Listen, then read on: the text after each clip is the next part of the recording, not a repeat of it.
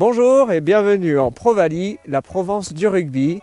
Aujourd'hui, nous accueillons nos amis montalbanais, joueurs, staff et dirigeants montalbanais. La dernière fois, j'avais dit aux gens qui nous écoutent que nous nous rapprocherions de la montagne Sainte-Victoire. Elle est juste ici.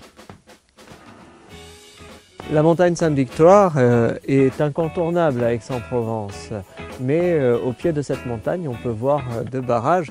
Le plus récent, au fond, c'est le barrage du Bimont, et puis juste devant nous, le barrage Zola. Zola est un nom connu, on pense de suite à Émile Zola, l'écrivain, mais ce n'est pas lui qui a donné son nom à ce barrage, mais bien son père, François Zola, qui est venu à Aix-en-Provence pour créer ce barrage au milieu du 19e siècle. François Zola a fait un barrage exceptionnel puisque c'est un barrage qui est le premier avec une forme de voûte.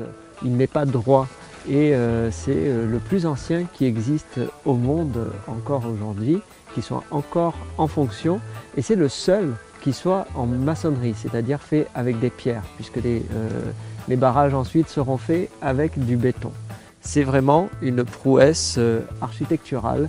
Hélas, François Zola ne verra pas la fin du barrage, il va mourir pendant la construction.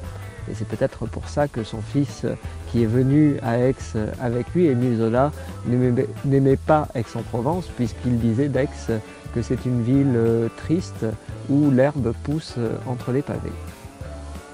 Le barrage Zola va apporter une grande innovation à la ville d'Aix-en-Provence puisqu'il est construit pour éviter les épidémies de choléra et de peste notamment, amener l'eau courante dans la ville d'Aix. Au 19e siècle, c'est un foisonnement dans la ville d'Aix avec l'arrivée du train, l'eau courante, la destruction du rempart. C'est une ville nouvelle qui naît.